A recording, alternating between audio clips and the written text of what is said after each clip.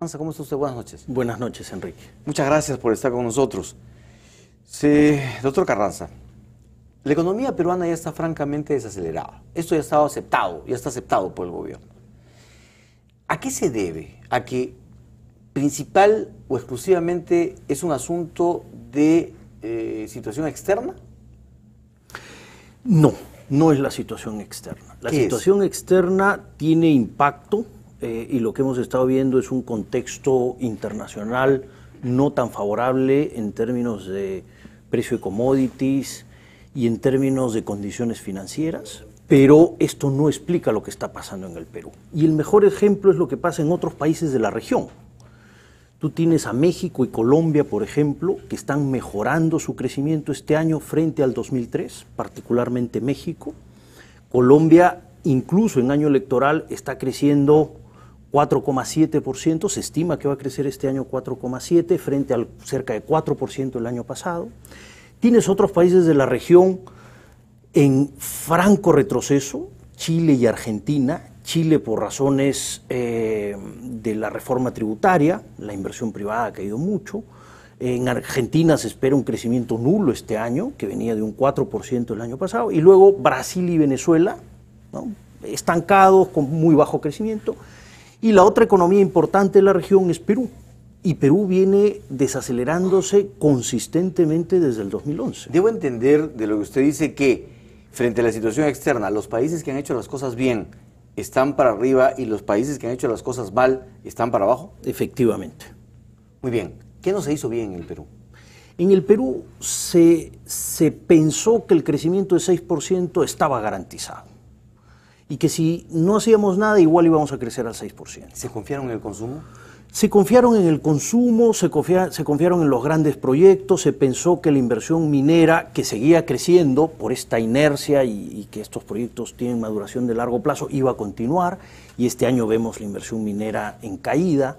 Entonces, fue una serie de efectos, no se tomaron las medidas a tiempo. En temas de inversión pública hubo una caída franca en los primeros 2 años, se dejaron de lado las concesiones y lo que estamos viendo es una agenda muy apurada de concesiones en estos últimos tiempos, ¿no? ¿Qué se pudo haber hecho y qué no se hizo para evitar la desaceleración y seguir el ejemplo de México-Colombia? Bueno, en el tema de inversión pública hubo una franca paralización de niveles de 6% de inversión pública respecto a producto que teníamos en el año 2010, se bajó y estuvimos por debajo de este ratio en el 2011 y 2012, recién el 2013 se recupera a los mismos niveles. Nosotros deberíamos estar en un ratio de inversión pública sobre producto en torno al 7-8% hoy en día, ¿no? En temas de reformas estructurales, no se hicieron reformas estructurales que mejoran el crecimiento potencial de la economía. Se hicieron algunos ajustes y se les llamó reformas, pero en realidad no han ayudado a la competitividad de la economía. O sea, ¿no eran reformas estructurales? Eran modificaciones, cambios, ajustes, pero no eran reformas que te modifican tu crecimiento potencial de largo plazo. Esa es la verdad. Y entonces lo que estamos viendo es una caída continua del crecimiento del país desde el 2011. ¿no? Sistemático y continuo. El último año terminamos en 5%. Este año estaremos probablemente por debajo de 5%. Se espera un segundo semestre ligeramente mejor. La entrada de Toromocho va a ser importante. Pero existen otras incertidumbres, particularmente qué va a pasar con la inversión pública con este año en elecciones regionales y municipales. Muchos presidentes regionales y alcaldes no solamente están cuestionados, sino están pidiendo licencia para candidatear. Y después vamos a tener, una vez que termine el proceso electoral, muy probablemente un alto porcentaje de nuevas autoridades que van a modificar sus programas de inversión, van a acostumbrarse a la gestión pública, con lo cual entramos casi a un año de baja ejecución de inversión pública a nivel subnacional, ¿no? Bueno, la inversión en las regiones se ha desplomado en abril, ¿no es cierto? Y ahí tenemos un grave problema, porque se ha caído 52%. Tremendo. Pero de eso le propongo hablar después, porque está alineado al tema de la descentralización y a los escándalos en este momento con los gobiernos regionales.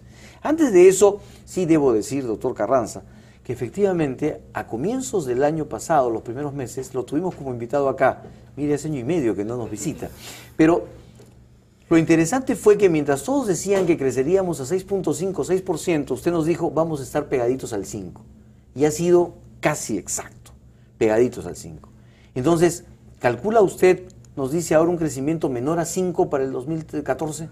Ligeramente menor a 5, pero con mayores incertidumbres. Y va a depender un poco de lo que va a ocurrir en el tema de inversión pública, en este calendario electoral complejo, y con lo que va a ocurrir con el discurso político.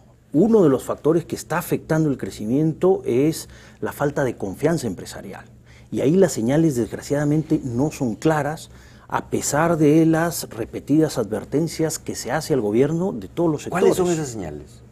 Son señales inconsistentes, son discursos cambiantes, a veces asustan, a veces tratan de dar tranquilidad, a veces desempolvan el viejo discurso nacionalista. ¿Como lo del Día de la Dignidad Nacional? Como el Día de la Dignidad Nacional, por ejemplo. Pero aparte de eso, tú tienes una maraña de regulaciones, normas, multas, inspecciones que han crecido y que están acogotando la inversión privada. En ese sentido, ¿la economía podrá revertirse con un paquete de medidas multisectoriales y tributarias que anuncia el ministro de Economía? No. Sería un alivio de corto plazo. Si las medidas, que no las conocemos, apuntan a impulsar la demanda, esto solo va a tener un impacto de corto plazo sobre el crecimiento. ¿Y se pueden orientar a destrabar la inversión privada? Eso sería lo ideal. ¿Pero es posible hacerlo a través de un paquete de medidas? Es no solamente un paquete de medidas que venga del Ministerio de Economía y Finanzas, tiene que ser un paquete de medidas que venga de todo el gobierno y que implique reducciones en sobrecostos, flexibilización, mejoras en la regulación. Es como dije hace unos minutos, retomar esta agenda de reformas estructurales que mejoran el crecimiento potencial de la economía y atraen inversión. Ahora, no es la primera vez que el gobierno anuncia paquete de medidas o reactivador o de estímulo, de lo que sea. Yo recuerdo un primer paquete de 7 medidas, después uno de 21, después la ventanilla única, por ejemplo, que se pensó justamente para destrabar los temas, entre otras cosas, se hace, en fin, una serie de medidas que no han dado resultado. ¿Por qué? Además, porque tendríamos que creer que ahora un paquete nuevo de medidas va a dar resultado. ¿Por qué tantas medidas y ningún resultado? Yo no sé si es parte simplemente de un anuncio político y no viene después lo más importante, que es el proceso de implementación. Bueno, hasta ahora no tenemos ventanilla única, por ejemplo. En el cual tú tienes que trabajar de la mano con el sector privado, ¿no? Una de las cosas que resalta claramente es la desconfianza que existe en el sector privado, ¿no? Y tú lo tienes que invitar a conversar sobre qué cosa es lo que se debe hacer para mejorar la competencia en los sectores y la productividad de la economía. Justamente hablando sobre inversión privada, ya estamos en niveles de cero inversión privada, ¿no es cierto? ¿Cómo hemos llegado a esto? Es esto que te comento, ¿no? Es una pérdida de confianza del sector privado. Esta pérdida de confianza implica disminuir sus planes de inversión, retrasarlos, ver qué va a pasar con determinadas medidas. Y luego tú tienes otro grupo de empresarios que quieren invertir, pero que no pueden. No pueden porque el permiso no se lo han aprobado, porque están demorando algunas autorizaciones y están en un limbo. Ahora, el presidente de la República dijo que el gobierno ha acumulado 56.000 millones en inversiones. ¿Dónde están? ¿Sabe usted? Son las cifras globales que puedes tener tú sumando los últimos años. Pero esto hay que verlo en términos del PBI, en términos del tamaño de la economía. Para que tú tengas una idea, cuando el presidente Toledo entra al gobierno, el PBI del Perú era 60.000 millones. Cuando el presidente García entra en el 2006, el PBI estaba en 80.000 millones de dólares. Cuando entra el presidente Humala, teníamos un PBI de cercano a 180.000 millones de dólares. Estamos hablando más del doble. Más del doble. Estamos hablando de otra economía. Y ahora estamos por 220.000 millones de dólares de PBI. Entonces, todo es en términos relativos, ¿no? Las cifras absolutas son importantes, pero siempre hay que verlas en términos relativos para ver el potencial de crecimiento. Como te decía, no me sirve de mí, a mí que nos digan que tenemos una inversión pública que es mayor a la del gobierno anterior, cuando el nivel respecto a PBI está estancado, está en 6%, cuando deberíamos estar entre 8 y 9% para cerrar la brecha de infraestructura. Entonces, es esta falta de ambición que tiene el gobierno en continuar con reducción de brecha de infraestructura, en continuar con mejora de la competencia en la economía y la competitividad, que nos ha llevado a esta disminución consistente en la tasa de crecimiento. Y a caer muchos puestos en los rankings de competitividad o de ambiente para los negocios. Así es, en cualquier ranking que tú escojas hemos perdido varias posiciones. Y justamente por infraestructura, educación e institucionalidad, en todos esos temas hemos perdido. Efectivamente, así es, ¿no? En el ranking de facilidad para hacer negocios del Banco Mundial, el Perú llegó a desplazar a Chile. En el año 2011 llegamos a ser la primera economía en Latinoamérica, en el puesto 36, si mal no recuerdo. Pero claro, ¿no? Como abandonamos la agenda, lo que ha ocurrido ahora es que Chile nos ha ganado de nuevo la primera posición y estamos en franco retroceso. Existe, ha dicho usted, sobre regulaciones, multas y una serie de cosas o de medidas que ahogan a los inversionistas, sobre todo a los inversionistas privados. Muy bien, ¿en dónde están, digamos, la mayor parte de estas sobreregulaciones? ¿En el tema ambiental, en el tema laboral? ¿En dónde están? En esos sectores fundamentalmente, tema ambiental, tema laboral, en los temas sectoriales, la cantidad de inspecciones, las multas de la OEFA, ¿no? Venimos perdiendo competitividad en minería, por ejemplo, que es un motor importante de crecimiento en la economía. Sunafil, por ejemplo, ¿su creación fue inútil?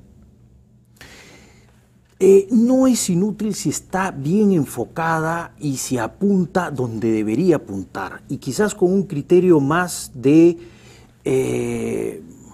no de fiscalización a los mismos de siempre, que tienen sus papeles en regla y que quizás tienen alguna falla formal, inmaterial, sino fundamentalmente a tratar de incorporar a los millones de empleados que están en situación de informalidad en el país, ¿no? Explicándole a las pequeñas empresas las ventajas de formalizarse, enseñándoles los procesos de formalización, pero esto tiene que ir de la mano de un sinceramiento de la regulación en el mercado laboral. Una de las grandes trabas que tenemos para seguir creciendo es lo compleja de la regulación en el mercado laboral, y esa es la principal causa de la gran informalidad en el país. Entonces, si tú mejoras esto y por otro lado orientas a tus fiscalizadores como promotores de formalización, tú puedes tener una combinación ganadora. ¿Cuánto impacta el tema de la consulta previa?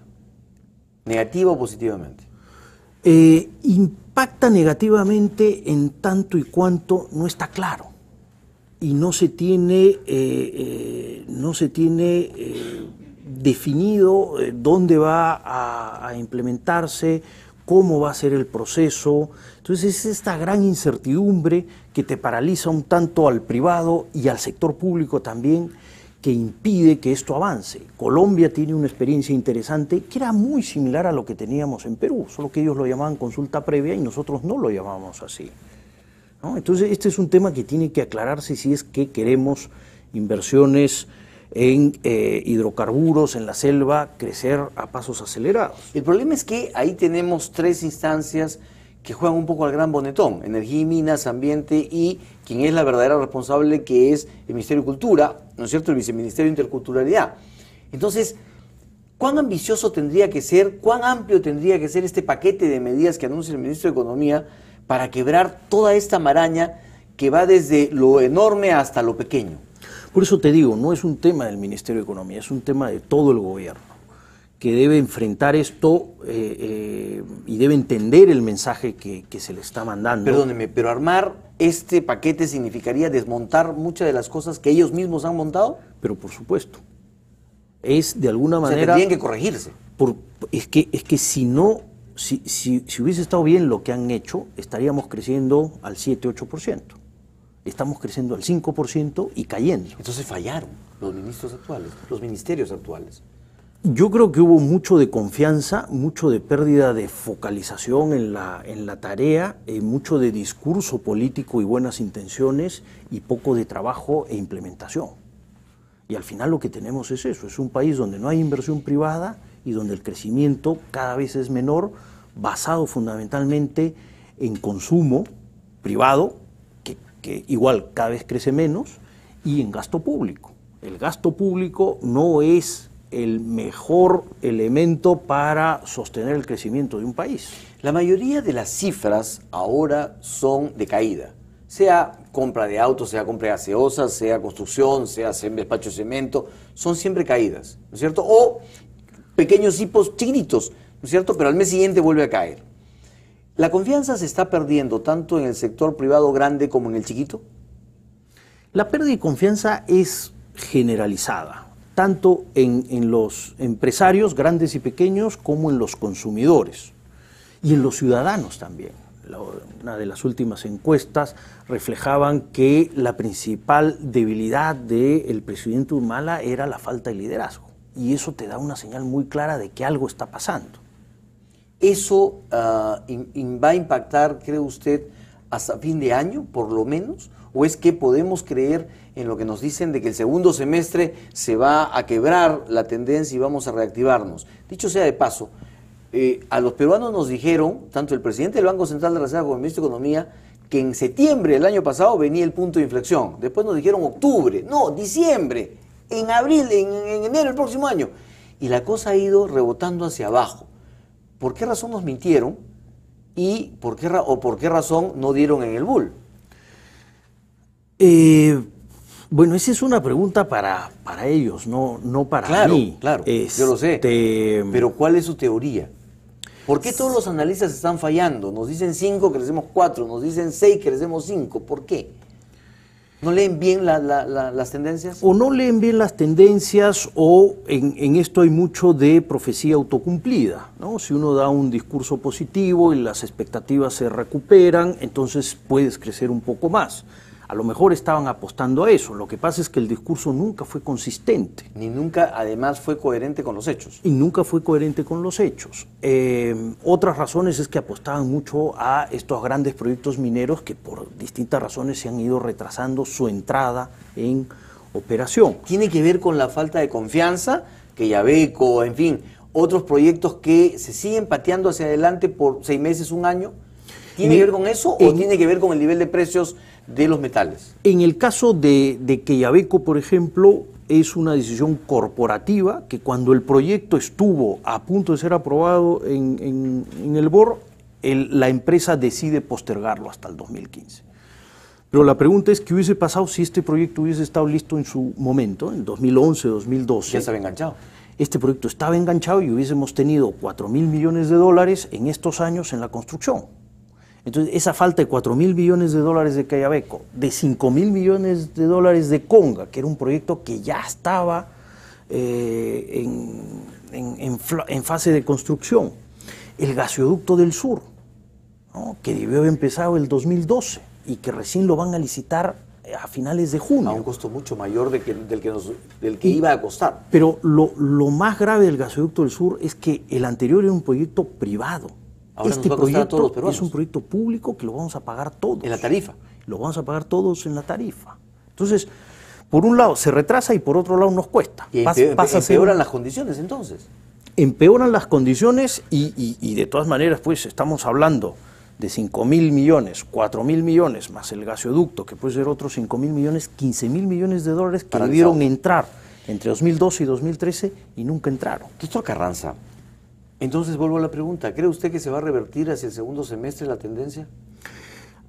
Hay algunas señales positivas, el crédito está subiendo ligeramente en los últimos meses, pero yo te digo que la variable clave es qué va a pasar con la inversión pública en lo que queda del año. Y ahí el tema se presenta complicado, lo vamos a tratar. Antes de eso, chiquitito, ¿cómo vamos en las exportaciones? En abril sufrieron su peor caída en 5 años. Las exportaciones efectivamente vienen cayendo, uno debería esperar una recuperación en la medida en que tú tienes a Estados Unidos saliendo, estabilidad en Europa y un poquito de mejor crecimiento en algunos países, como España, por ejemplo, y las incertidumbres sobre China se están aliviando bastante. Entonces uno debería ver para las exportaciones un escenario ligeramente mejor. Alentador. Adicionalmente a eso, tú tienes la entrada en producción de toro mocho, que eso va a impactar en las exportaciones, y para el próximo año esperemos que no se retrasen más y que apoyen a las bambas con lo que le queda de permisología, para que entre también en producción y las exportaciones puedan crecer, y de esta manera reducir la brecha en cuenta corriente que ya empieza a preocupar. ¿Ha hecho bien el gobierno en comprometer 2.500, 3.000 millones de dólares en el tema de la modernización de Talara? No. ¿No? No. ¿Por qué? Yo no entiendo por qué un país y un Estado tiene que gastar plata en un bien privado. Un bien privado es aquel en el cual hay rivalidad en consumo y hay posibilidad de excluir en el consumo. Y el mercado, el sector privado, resuelve perfectamente ese problema. El Estado no tiene que intervenir. El Estado tiene que intervenir en bienes que son públicos. Es decir, no hay rivalidad en consumo y no hay posibilidad de exclusión. En estos tipos de bienes, si uno deja al mercado solo, el mercado no provee la cantidad que requiere la sociedad. Estos son los bienes como infraestructura básica, por ejemplo, seguridad, tus instituciones jurídicas. Esos son los bienes en los cuales tiene que gastar el Estado. Y otros bienes como educación o salud que tienen un gran impacto en la sociedad y tienen externalidades muy positivas, ¿no? Esos son los sectores en los cuales tienes que gastar.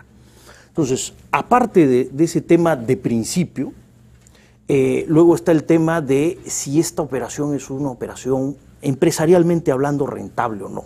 Y la verdad es que no lo es. ¿No lo es? No lo es. O sea, es una inversión que no va a recuperar, ¿no se va a recuperar? Esta inversión se va a recuperar en 30, 40 años. El valor de Petroperú hoy en día debe estar, tiene una utilidad operativa de 100 millones de dólares más o menos, 2012, 2013. La forma como valorizas es ponle algún múltiplo, 6, 7, estamos hablando entre 500, 700 millones de dólares, grosso modo. Con la mejora en la refinería y la ampliación de 60 a 90 mil barriles, tú puedes tener una valorización por utilidad operativa de en torno a 1.000 millones, no sé. Sé un poco más optimista y dale un poco más. Pero a eso tienes que ponerle tú la deuda de 3.500 millones de dólares. Con lo cual el valor de esa empresa es negativa. Esa empresa no es una empresa que tú puedas vender acciones a un precio positivo en el mercado. Entonces, ¿usted no ve con optimismo el ingreso del 20% de acciones con inversionista privado? Mira, ni el 1%. Ni el 1%. El valor de esa empresa es negativo. Doctor Luis Carranza, le propongo una pausa. Volvemos porque queremos hablar justamente sobre las concesiones y sobre la realidad de los gobiernos regionales. Se van a paralizar las inversiones, ya se pararon, pero se van a paralizar todos estos escándalos de corrupción. Los presidentes regionales presos van a impactar en la inversión en las regiones y por tanto en el crecimiento del país. Volvemos, por favor. Perfecto. Estamos con el doctor Luis Carranza, ex ministro de Economía. Amigos, continuamos en este interesantísimo diálogo con Luis Carranza, ex ministro de Economía. Doctor Carranza, ¿le preocupa la forma y los plazos, cómo se están adjudicando grandes proyectos como la línea 2 del metro, como el gasoducto? ¿Le preocupa? Por un lado sí, ¿no? Eso refleja que el gobierno ha reaccionado muy tarde. Estos proyectos debieron haberse trabajado de manera consistente. Cuando se dieron cuenta hace un año de que la desaceleración se les venía y se les venía fuerte, empezaron a apurar los plazos y evidentemente cuando tú apuras un proyecto de esta magnitud existen muchos problemas, ¿no? Formales, en los trazos, en los diseños que van aflorando. El proyecto te puede salir costando bastante más y pueden haber muchas dudas sobre la idoneidad de estos proyectos. De hecho, ¿eso está pasando, cree usted? Eso desgraciadamente está pasando. Ahora, eso es en el lado negativo. En el lado positivo, por fin se han decidido a sacar estas concesiones, ¿no? Que de concesiones la verdad tienen muy poco, más parecen obra pública que una concesión. Nos van a costar a todos los peruanos. En el caso de gasoducto, por ejemplo. Va a salir del presupuesto. En el caso de gasoducto es obra pública y nos va a costar a todos nosotros. En el caso de la línea 2, por ejemplo, eso prácticamente es obra pública y eso va a venir en el presupuesto por 35 años, ¿no? Y lo vamos a pagar todos los peruanos. Ahora, está bien que se haga. Yo no lo llamaría concesión, yo lo llamaría obra pública y lo pondría en el pliego del Ministerio de Transporte. Pero si en su discurso político ellos quieren de alguna manera arreglar las cosas, está bien. Lo importante que se haga. El problema es que el inversionista se da cuenta de ese tipo de manejo y arreglo. Y entonces eso es lo que genera también desconfianza en los procesos. De todas maneras, y al final del día terminan demorándose mucho más para arrancar. Muchos han sido las postergaciones en los plazos de varios de esos proyectos. ¿Por qué se adjudican proyectos que después, están paralizados mucho tiempo o demoran mucho tiempo en desarrollarse? ¿Por qué? Tenemos varios ejemplos de esos. Puede ser porque el proyecto se adjudica no con un expediente técnico definitivo, sino con estudios de preinversión, y entonces viene toda la fase de armar los expedientes. Puede ser porque el Estado no cumple con su parte en entregar terrenos si se tratan de expropiaciones. Puede ser porque los contratos no estaban bien hechos y terminan negociando adendas para poder hacer viable o bancable un proyecto. Hay múltiples razones. ¿Y eso podría ocurrir con los grandes proyectos? Eso el tema por ejemplo, de las expropiaciones en la línea 2 del metro se viene cuestionando actualmente. Eso se viene cuestionando y es parte de los apuros en tratar de sacar este proyecto. Además es un proyecto que te incluía un ramal que era de la línea 4 del metro. ¿Por qué lo hicieron así? ¿Por qué no continuaron solamente con la línea 2? ¿No? Entonces hay muchas incógnitas por despejarse. A juzgar por los graves problemas por los que atraviesan los gobiernos regionales, ¿se puede decir que ha fracasado la descentralización? ¿Ha fracasado la entrega de atribuciones y de recursos? Mira, yo no diría que ha fracasado, yo diría que tiene problemas. Cuando uno habla de que ha fracasado, inmediatamente piensa en reversión. Creo que eso sería peligrosísimo para el país. La descentralización, en la manera como se da, es parte de un proceso endógeno en la sociedad peruana. Y el sistema político responde pendularmente a un gobierno como el de Fujimori, ¿no? Cuestionado por no generar suficientes libertades, y es el búsqueda de mayor democratización en la sociedad peruana. ¿Qué pudo ser mejor? Sí. Pero creer que esto fue una decisión y que nos vino exógenamente por voluntad del Congreso, del presidente Toledo, es un gran error político. Esto es un proceso, repito, endógeno. Entonces lo que tenemos que hacer es, con las cosas que tenemos, ir mejorando, ¿no? Tanto a nivel de los gobiernos regionales, que creo que han atravesado por un proceso de aprendizaje importante, de cuadros técnicos en las regiones, de liderazgos regionales valiosos, que ahora están injustamente cuestionados y generalizados, y por otro lado del gobierno central. Hay mucho de culpa en esto en el gobierno central. ¿Por qué? Falta de fiscalización, falta de agenda nacional, y de nuevo, ¿no? Hechos políticos que demostraban debilidad del Estado central. Tú tenías un presidente regional que se tumba 2 gabinetes, y no se tumbó el tercero porque el Estado, el gobierno central, retrocede en el objetivo de sacar conga. Gregorio Santos. Así es. Entonces, ¿eso qué señal está dando los presidentes regionales? Que están solos y que ellos gobiernan con independencia del gobierno central. ¿Y ahora qué significa, cómo impacta estos anuncios de vamos a meter a más presidentes regionales presos, vamos a cerrar más cuentas en varias regiones, vamos a cerrar cuentas en los municipios? Porque el ministro de Justicia salió a decir que van a cerrar cuentas en varios municipios. Y otros ministros han salido a decir que van a cerrar cuentas en las regiones. ¿Cómo impacta esto? ¿Se puede generalizar así? ¿Se puede soltar estas afirmaciones sin decir vamos a cerrar cuentas aquí, aquí y aquí? Esto a mí me preocupa mucho porque debilita más la institucionalidad democrática en el país. Si hay problemas de corrupción en un gobierno regional o en una alcaldía, se investiga y si se encuentran hechos, viene el proceso, el debido proceso en donde corresponde. Pero montar un circo de esto, la verdad, no beneficia a nadie. ¿Es oportunista hacerse los duros ahora cuando en 3 años no pudieron hacer nada? Puede ser. Uno puede especular sobre las razones detrás de montar un circo de esta naturaleza, pero al país no lo beneficia este tipo de circo. ¿Cómo impactan las inversiones en las regiones? Pues muy mal, ¿no? Pues muy mal. Lo que uno empieza a ver, aparte del calendario político, es mayor reticencia, mayores problemas, retrasos en los pagos.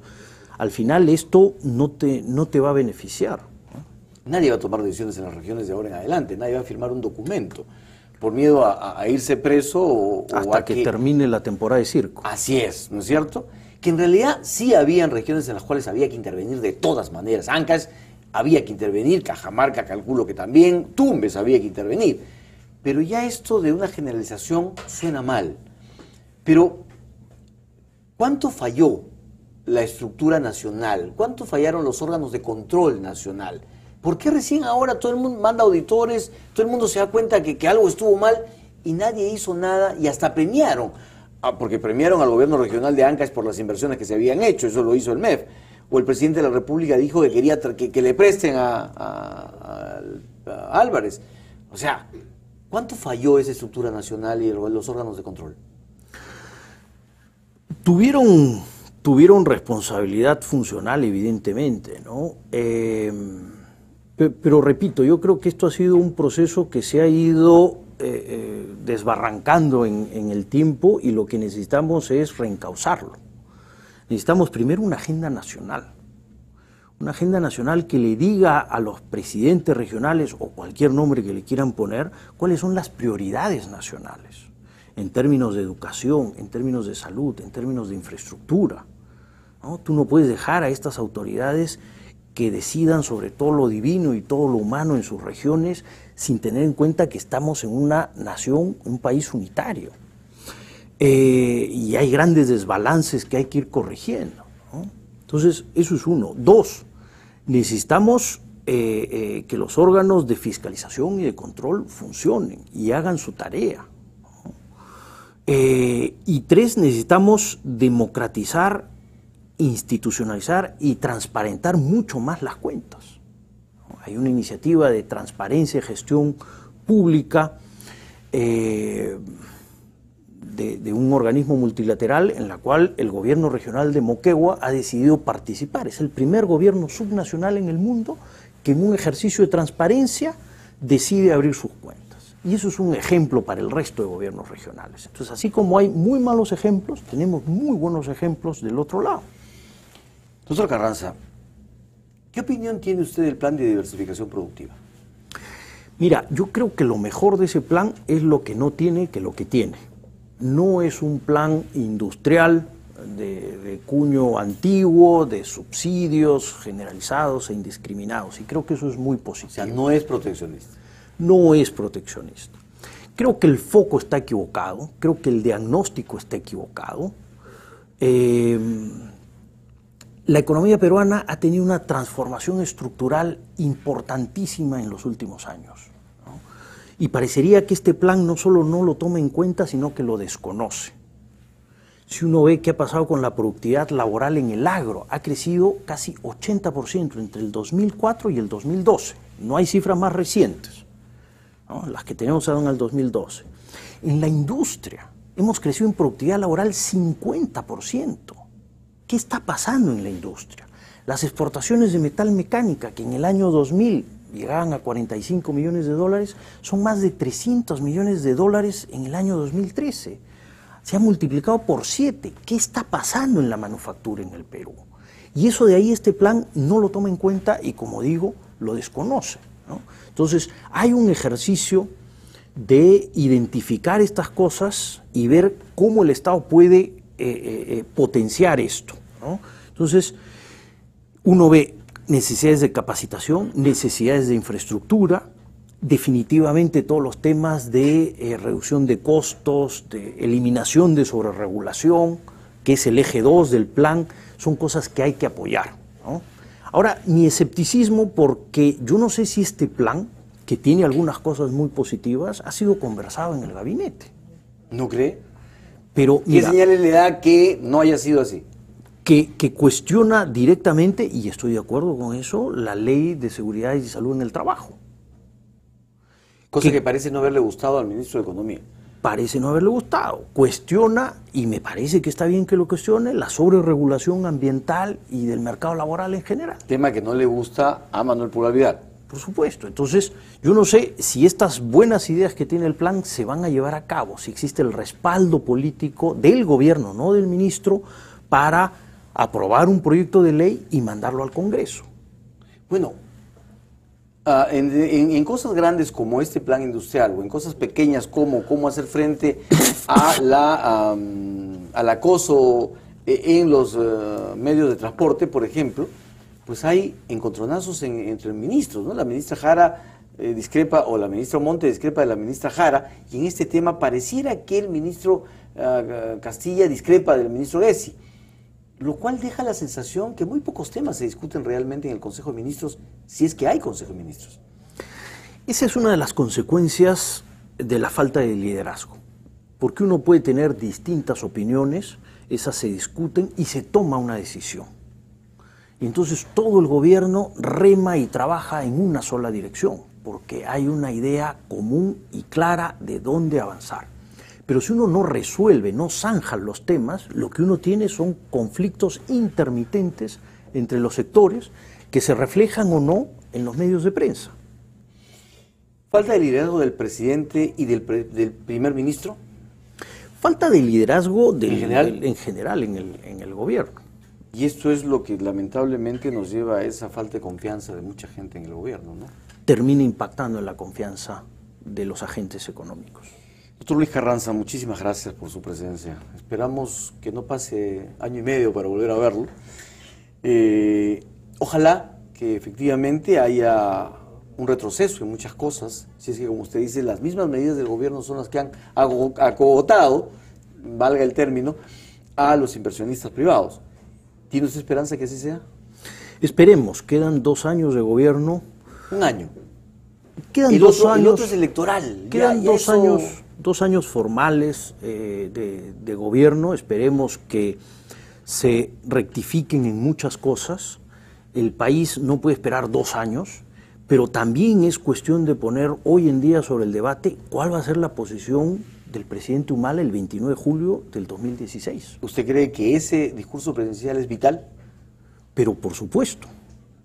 Yo quiero saber si el presidente Humala va a volver a ser el líder antiminero y radical que teníamos como candidato el 2011, o si va a asumir una posición de estadista, ¿no?, consistente con el devenir que hemos tenido en estos años a favor de la minería, por ejemplo. Paracas, en el último CADE, fue especialmente al CADE, pero nada de lo que dijo ahí se cumplió, lamentablemente.